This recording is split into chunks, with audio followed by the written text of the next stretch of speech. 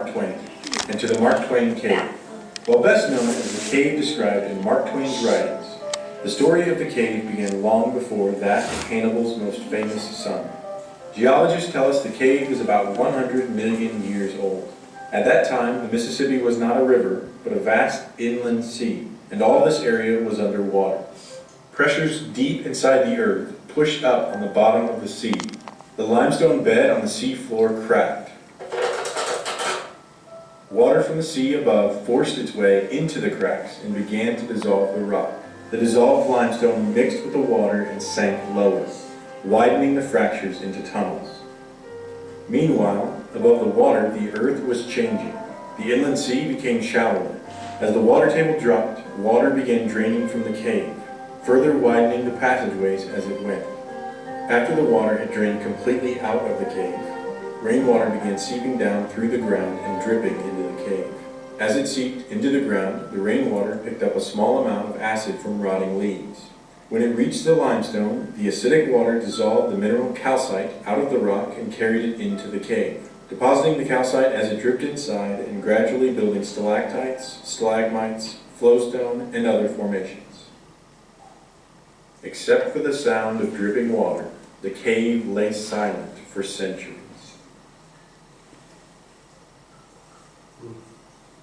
Then, one cold, snowy day in the winter of 1819 to 1820, an early settler named Jack Sims was out hunting. Sims's dog chased a cougar into a small opening in the side of a hill, and when Sims followed his dog into the opening, he discovered the vast labyrinth of passageways within. We do not know how much of the cave Jack Sims actually explored, but several local people explored the cave to some extent. One of these local explorers was a young man by the name of Samuel Langhorne Clemens, who would later become famous under the pen name Mark Twain. A curious and adventurous boy, Sam found the lure of the cave impossible to resist. For Sam Clemens, the cave had a fascination that never faded. Other localities and diversions might pall, but any mention of the cave found him always eager and ready for the 3-mile walk or pull that brought him to its mystic door. With its long corridors, its royal chambers hung with stalactites, its remote hiding places, its possibilities as the home of a gallant outlaw band, it contained everything that a romantic boy could love or long for. Or, as Mark Twain himself said, I seemed to tire of most everything I did, but I never tired of exploring the cave. the cave burned itself into Sam's memory and imagination. He would later recall the cave in 5 of his books, most notably in The Adventures of Tom Sawyer. In the book, he describes the cave in vivid and captivating detail. Down the main avenue, the flickering rank of lights dimly revealing the lofty walls of rock. Every few steps, other lofty and still narrower crevices branched from it on either side. For McDougal's cave was but a vast labyrinth of crooked aisles that ran into each other and out again and led nowhere. No man knew the cave. That was an impossible thing. Most of the young men knew a portion of it, and it was not customary to venture beyond the known portion. Tom Sawyer knew as much of the cave as anyone. The Adventures of Tom Sawyer was published in 1876, and soon people were coming from all over the country to see the cave and other places in town described in the book. The number of people visiting the cave steadily increased, until at last a man named John East established the first official guiding service in 1886, making Mark Twain Cave the first show cave in Missouri. It has been open to the public ever since. The tours were given by lantern until 1939, when electricity was first installed. In 1972, Mark Twain Cave was declared a U.S. Natural Landmark by the National Park Service. The National Landmark has a system of 260 passageways, totaling about 3.5 miles. Looking at a map of the cave system, you can see by its maze-like pattern how easy it would be for early explorers to become lost, and many did at one time or another. On your tour today, you will walk approximately 5/8 of a mile, following the red line on the map. The route is easy to walk, There are no steps or steep inclines, and most people can make it easily. However, if you have any illness or claustrophobia and feel you will not be able to make the tour, please turn in your tickets now for a refund, as refunds cannot be made once you are inside the cave. Runners. Now, thankfully, we're not going to do all 3 miles today. We're going to walk about 3/8 of a mile, starting at number 1, and go all the way around that circle back to number 17. We're going to see all 17 of these points of interest here, 4 of which are entrances that I'm going to talk about now. The first of which is number 2 there, the Discovery entrance. If you look right there, you'll see it on the cave. Hunting with his dog one day when his dog chased a mountain lion into that hole. He's a braver man than I am. He followed the dog in, and as he was looking around, discovered that it was not indeed a cougar's den like he thought. It was, in fact, a large cave. He boarded it up, went and got some friends, and they started exploring. Okay? Thankfully it's not, so we can take you in the main one. If you look over that wooden fence as you come up between the hill and the gift shop, you will see where that entrance juts out into the hill behind. Make sure you get a good look at it. We may never see it again. Anything down that direction? Did your flash go? I don't use my flash. Oh, This box is enough. okay. I got my next group of friendly stuff like these 4 orange cones right here. One other thing that our ceiling brought us is our floor. And if you look down, you'll see that we're standing on glacial clay. This clay was deposited at the bottom of the inland sea by the glaciers as they receded and the sea filled in behind them. When the water started trickling down through that ceiling, it carried our clay through the ceiling and packed it nice and tight in the floor below us. It's been packed even further by 200 years of tourists and explorers stomping around on it. So it's a pretty solid floor. It is natural. There's only 2 or 3 places in the entire cave where we have paved in, and those are all for safety reasons. See, it is still clay, and glacial clay gets very slippery. If you happen to notice any wet spots, I would suggest avoiding them as best as possible because it'll be slippery. I don't want anyone to fall and hurt themselves. Now, speaking of early explorers, they came into our cave and they saw these crystals in the walls. And I thought those crystals in the walls were diamonds. They started picking away at them and taking them into the local jeweler to ask how much money they had made.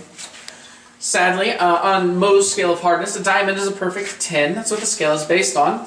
These are calcite nodules. Calcite is a very pure form of limestone, and they're about a 2.5 on the hardness scale. That makes them about as hard as your fingernail, and worth just as much. Now, early explorers, as they came through and explored before we had electricity, would use various means to get through, and the most popular was torches. So you're going to see lots of spots on the walls where the soot from their passing has been left. You're also going to see some places where they use that soot to carve their names into the walls or just sign their names. You'll also find some places where they use paint for the same purpose. I just ask that if you see any signatures, you avoid touching them directly. However, anywhere else on the walls. Humid out today. That humidity has come into our cave and made this nice mist.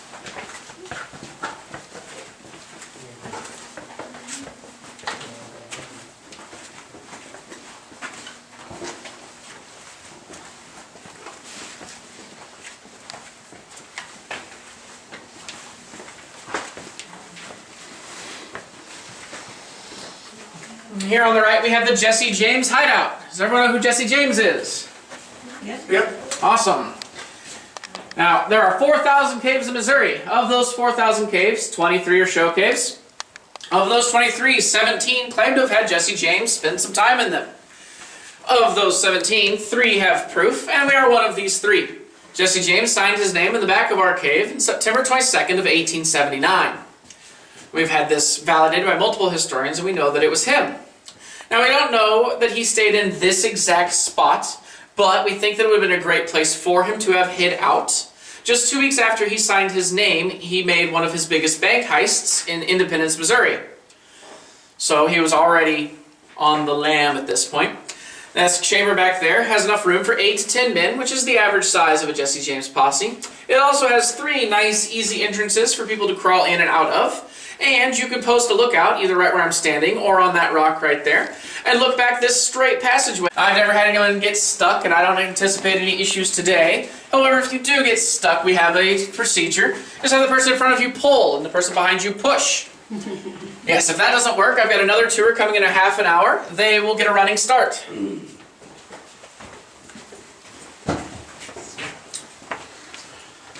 At the end of our lemon squeeze is something that I want to point out to everybody. There will be a small wooden frame. Inside that wooden frame is a name that reads Clemens. That is Samuel Clemens or Mark Twain. He would have signed his name in 1845 to 1850 when he was between the ages of 12 and 15. Now, this has been validated by multiple historians and carbon dated, and we know that it is indeed his signature. It's interesting because this has been the main tour route since the 1980s, and we did not find his name until 2019. So, go us. 40 years of looking.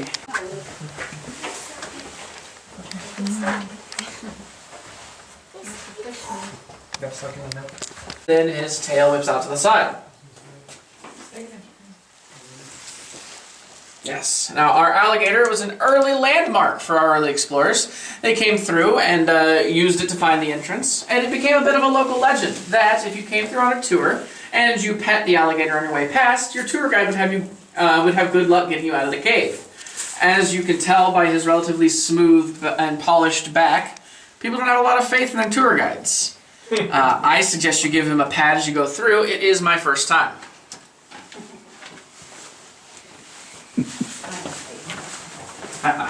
Thank you.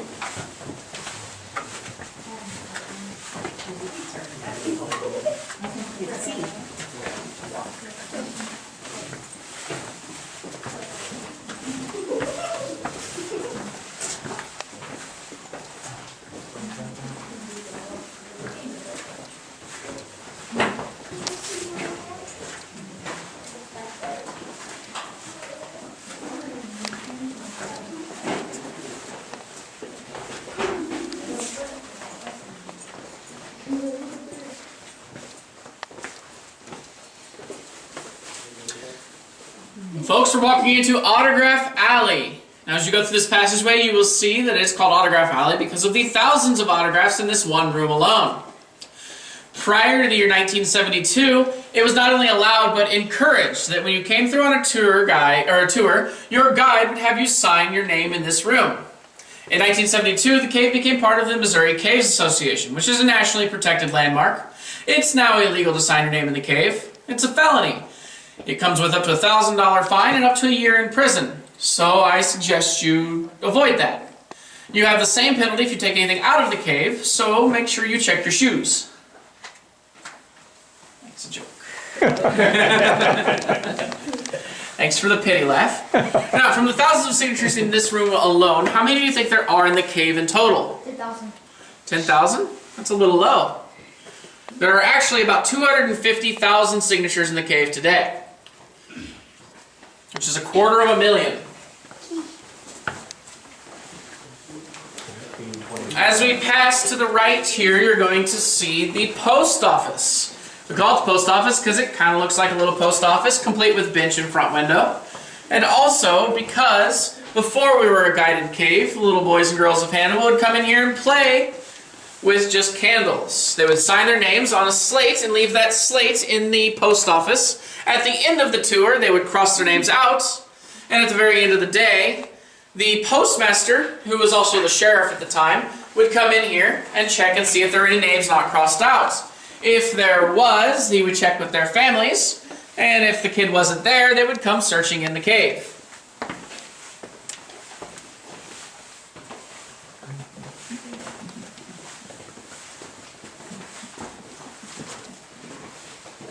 Bounce. If you look right there, you'll see a cartoonist sketch of Mark Twain himself. This was done in 1923 by a cartoonist by the name of E.K. Berkman.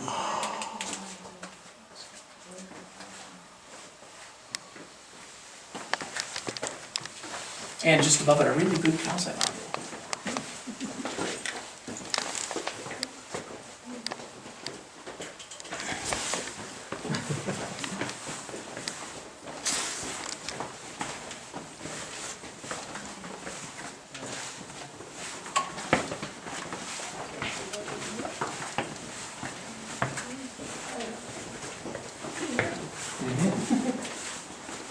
That'd be a little intimidating with just a candlelight.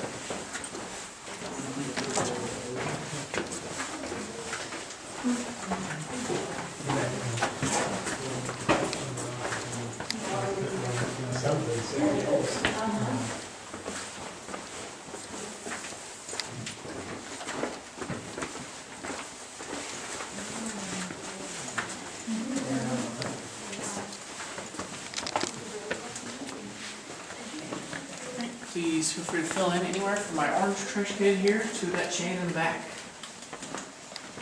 Just don't go past this fence. Oh, wow.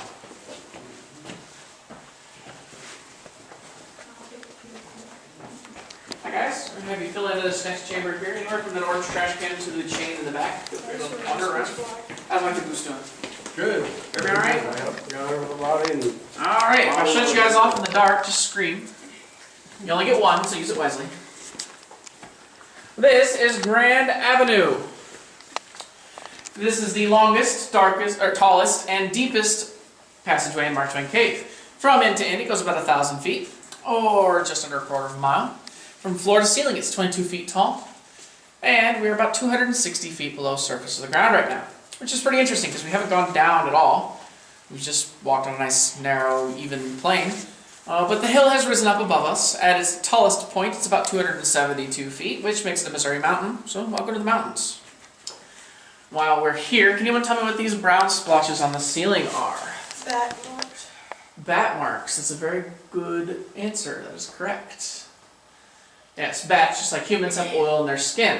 So we've discolored things like our alligator. The bats have discolored these splotches here. When bats hibernate, they hibernate in groups of 250 bats per square foot. They cling to the walls and ceilings of caves, and the oil in their skin rubs off, discoloring the wall. Those holes in the center are actually from the carbon dioxide that bats breathe out, just like humans. It doesn't have anywhere to go up, so it burrows up into the ceiling. So where are the bats?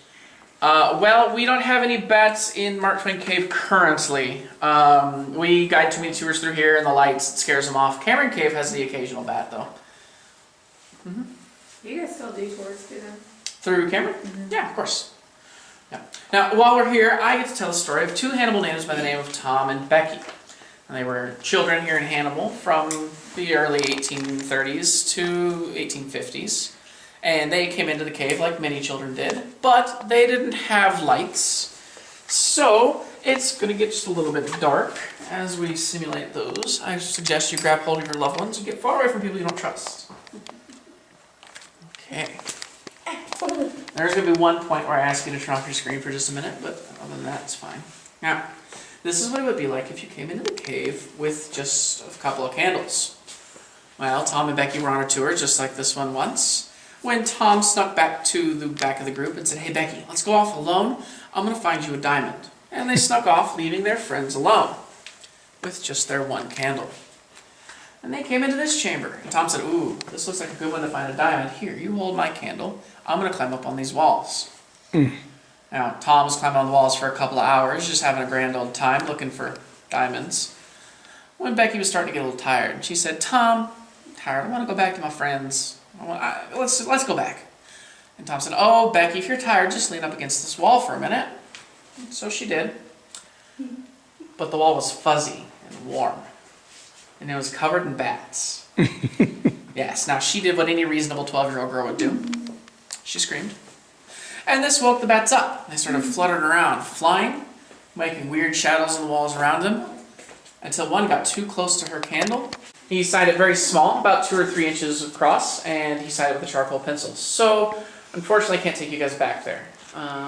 But I, again, have a picture of it. I would be happy to show you at the end of the tour if you want to see it. You just have to remind me, because I'm a bit of a forgetful person. And I've got one more light back there. That light is the Joseph Nash McDowell chamber. Now, this is a true story. It's a very fun story. Joseph Nash McDowell was a surgeon in St. Louis who purchased our cave in 1839. He purchased the cave with a science experiment in mind. He thought that he could turn a dead body to stone and then later bring it back to life with a solution that he had of his own concoction. So, after he bought the cave, he went to everybody downtown Hannibal and started asking if they had any dearly departed donations that they wanted to make for science. Of course, everyone told him, "Get off our property, you crazy old man." So he hung his head and went back to St. Louis, when he found that his 14-year-old daughter Amanda had just passed away from pneumonia. Now, sadly, he had a body. He put Amanda's body in a glass and copper cylinder and suspended it from those walls back there in that room in an alcohol-based solution. He then boarded up that part of the cave and went back home to St. Louis, leaving a big old sign that said, "Do not enter," forgetting that this was Hannibal boys and girls' favorite place to play. The 12 to 15-year-old boys and girls found Amanda's body and decided they were going to have some fun. They went home and got their younger siblings, brought them into the cave and started telling them ghost stories. At the scariest part of the ghost story, they would move back into that chamber back there, and the bravest and oldest boy would reach into the chamber, grab Amanda by their hair, and haul her up out of the alcohol, shining a candle under her face.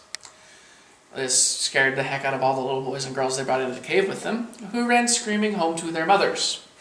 And that is how the parents of Hannibal found out about the body in the cave. They were none too pleased with this fact, and that their kids had been playing with it, so they wrote a petition to Dr. McDowell to ask him to remove the body from the cave. He eventually did, but not until after he had a medical examiner perform an autopsy. The man thought that Amanda had been dead for 2 to 3 weeks, but her body was back in that chamber for over 3 years. So, while he did not turn a body to stone, he did preserve one incredibly well. And that is one of the first known preservation efforts in American history. Remember, this was in like pre-Civil War medicine era. So, pretty impressive.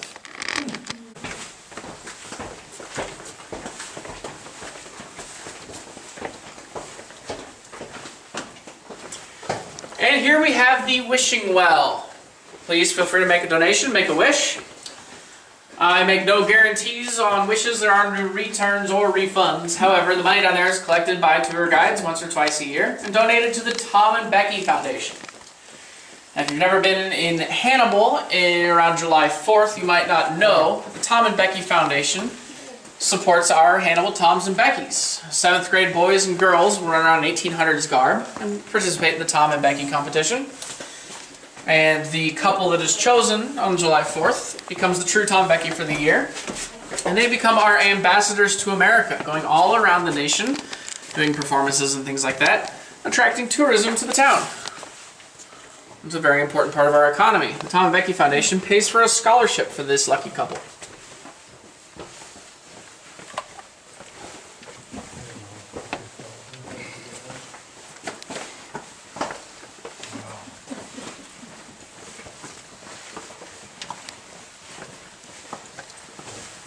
Jesse James is actually one of my ancestors. Really? Yeah. That's interesting. Yeah, I wasn't expecting to hear his name in He here. was a bit of a cave nut. Like I said, there's 23 show caves and 17 of them claim to have had Jesse James in them. He left evidence in 3. Yeah. And I don't know if he was just hiding away from stuff or if he just liked caves. Probably both. Probably both.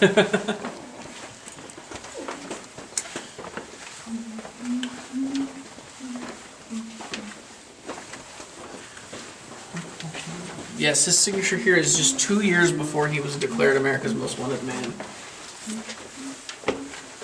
He was here 2 years before. 2 years before it, yeah.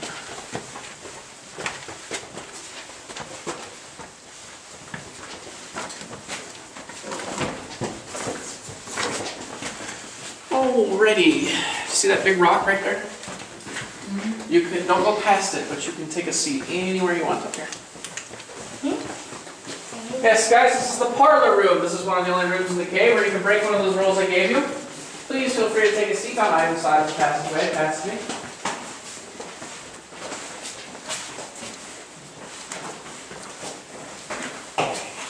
Is it wet? No. By bats, and they crawled on hands and knees up the passageway that we just walked up until they got to this cavern here.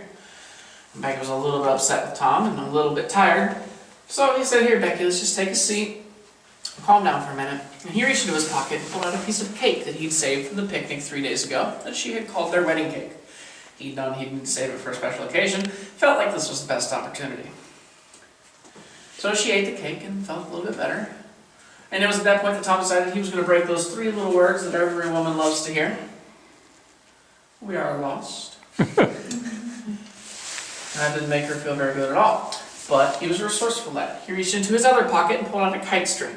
He tied one end of that kite string to his finger and one end of that kite string to her finger and said, "All right, Becky, you stay here and rest and relax. I'm going to go find our way out of the cave.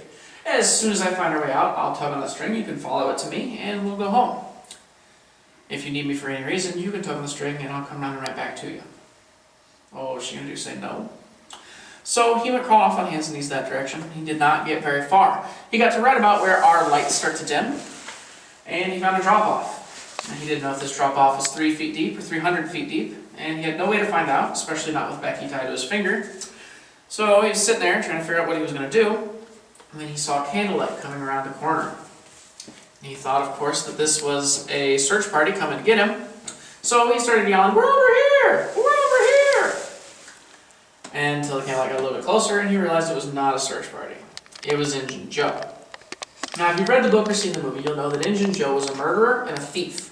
And that just 3 days ago, before their picnic, there had been a murder trial for Injun Joe, and Tom had been the key witness that got him a guilty verdict.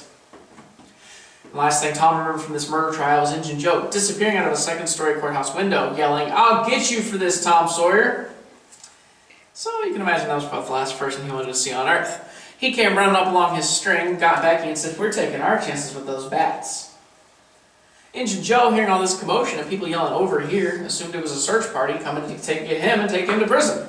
So he threw down his candle, stamped it out, and ran off the other direction, which is where we're going to go. This is Parchment Cave. It reads, "Star brand shoes are better. Sold by Roberts, Johnson, and Rand Shoe Company, St. Louis, Missouri." Yes, just 2 months after they placed that down here, the company went out of business. It was bought up by multiple local shoe companies and now is part of Nike.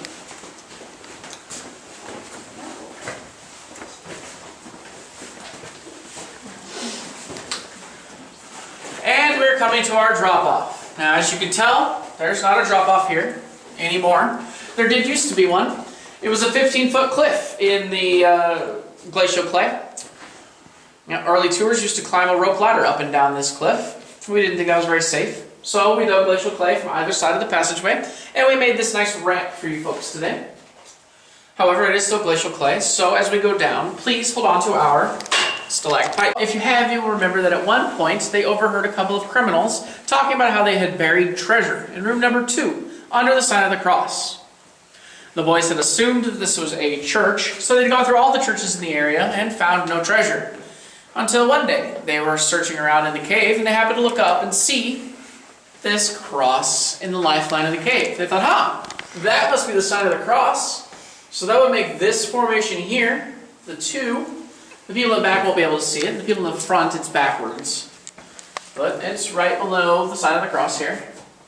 And sure enough, they dug down beneath that passageway there, and they found $12,000 in gold coins. In today's currency, that would be $360,000. So, very good. They were responsible boys. They took that money to Judge Thatcher, who tried and tried to find the original owners, but sadly could not. So he gave the boys $1 a day until the money ran out. At the time, $1 a day was a grown man's wages. So that's a pretty good deal for a couple of 12-year-old boys.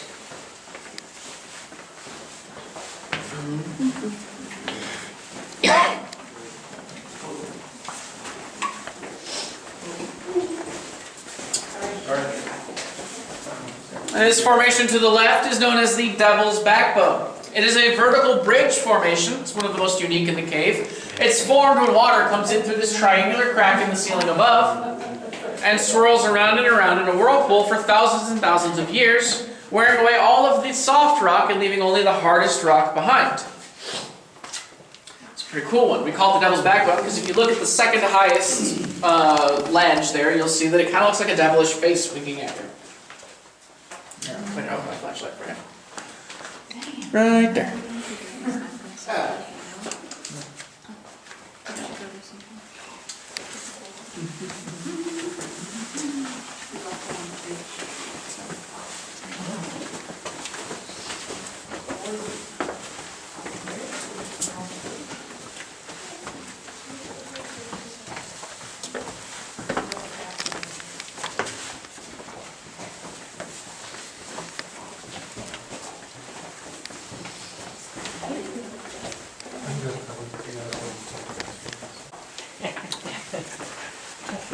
Yes, that passageway goes about 10 feet down, then hooks off to the right, leading directly back to the entrance. Donations are free and tax deductible and will be raised to be the next generation of Mark Twain Cave tour guide.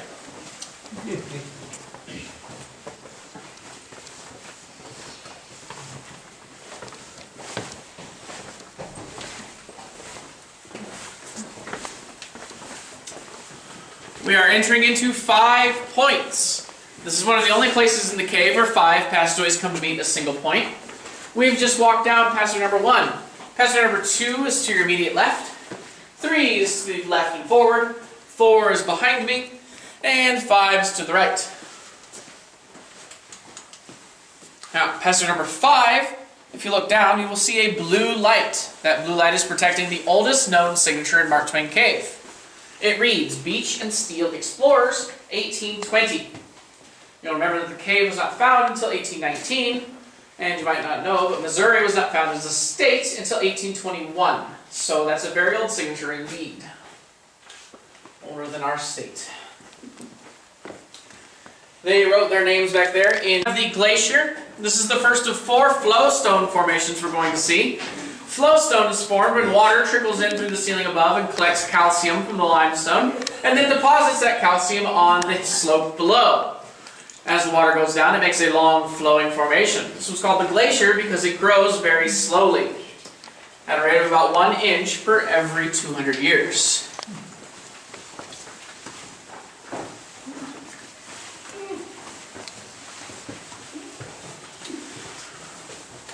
And here we have the Cascades. These are called the Cascades because the stone cascades over itself, down and down, to those travertine dams below. It's again a calcium flowstone formation.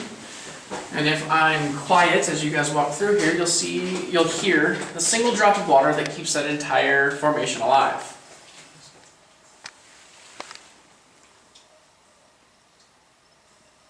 No, that one drop of water keeps that whole rock formation alive.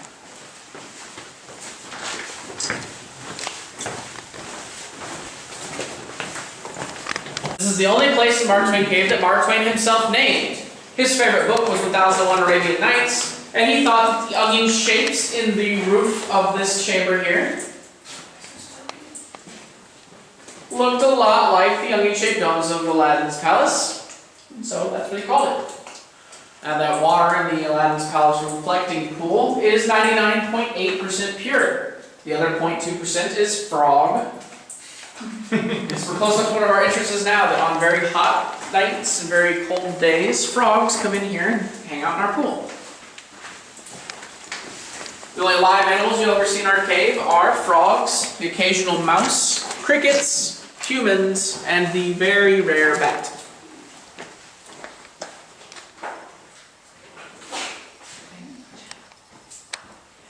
And here we have the frozen waterfall.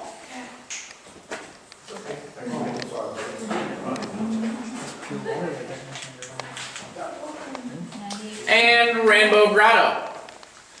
Now, Rainbow Grotto isn't called Rainbow Grotto because of those pretty LEDs we put back there. It's called Rainbow Grotto because of the 5 minerals that can be found on the walls of our cave. You can find all 5 of them back there in that corner. They are calcium, calcite, magnesium, gypsum, and onyx. And like I said, you can find all 5 of them right back there. Now, as we move forward, we're going to be passing the first of our 2 views of the John East entrance. This view isn't very good, it's a very narrow passageway. But as we move to the second one, I will tell you a little bit about John East.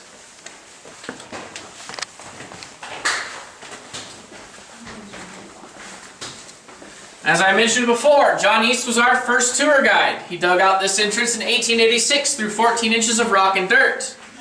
Now, he might have been our first tour guide, but he was also one of our worst tour guides. John East's tour would last anywhere from 5 minutes to 5 hours, depending on the weather. See, if the weather was good, he would take your 10-cent ticket fee, bring you in here, walk you around just a couple of corners, and yell, "Bear!" then run out of the cave. Yes, he would then have a ticket full, or he would have a pocket full of change and no tour, so he could do whatever he wanted with the rest of the day, which usually meant fishing. Now, if the weather was bad or the fishing wasn't good, he would bring you in here and walk you around and round and round in circles for 4 to 6 hours, getting well and truly lost. His tour would then end when he found his own way out of the cave.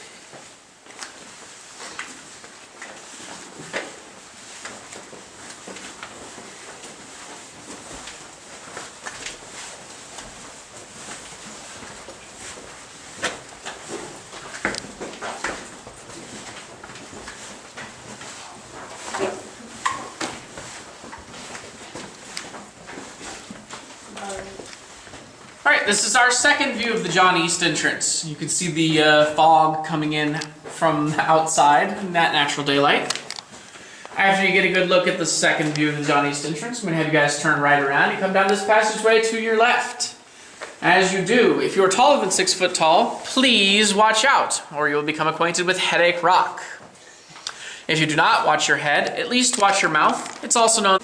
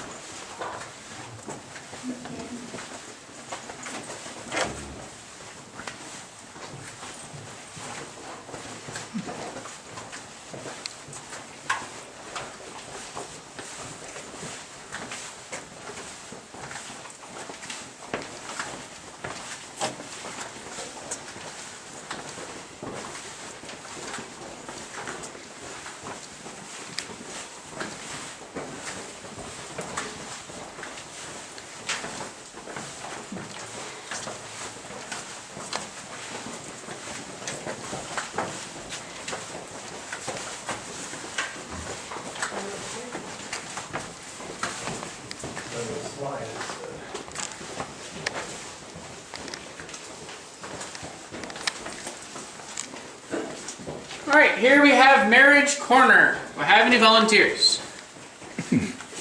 That's not called Marriage Corner because I wed people here. It's called Marriage Corner because in the 1940s, now thankfully, Mark Twain is a fiction author and none of the stories that he wrote about were true. However, they are based on real people. Mark Twain based Tom Sawyer on himself. Huck Finn was based on his childhood friend. Becky Thatcher was based on Laura Hawkins, his childhood sweetheart. And Agent Joe was based on a real man by the name of Joe Douglas. Now, one day at a book signing, Joe Douglas asked Mark Twain, he said, "Sam, why'd you make me the villain in your book? I'm the nicest man you've ever met. I've certainly never killed anybody." He said, "Well, Joe, that's because you're the ugliest man I've ever met in my life." You see, Joe Douglas had been born half Native American, half African American, to a local tribe. They had thought that he was a demon and scalped him and left him for dead. He was rescued by the Douglas family and nursed back to health until age 7, when he caught a case of smallpox. That was a very bad case. He did survive it, but he left his face very pockmarked. So he was not a very attractive man. Well, at this book signing, he said, "Oh, I'm going to get my revenge on you for that," just like he had in the book. And Samuel Clemens said, "Well, Joe, you're the nicest man I've ever met. In order to get your revenge, you'd have to outlive me." And that's just what he did. Mark Twain died in the year 1910 at the age of 75. Joe Douglas died in the year 1923 at the age of 102. Wow. And even then, he did not die of natural causes. He died from eating a bad batch of his favorite food and getting food poisoning. Yes, and that food was pickled pig's feet. I did not know they made good batches of pickled pig's feet, but apparently.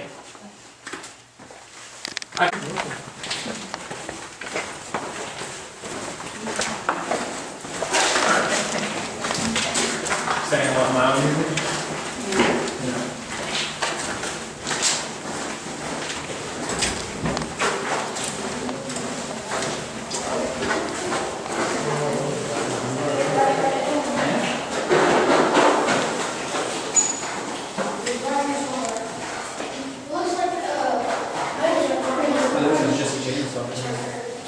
Yeah, thanks for reminding me.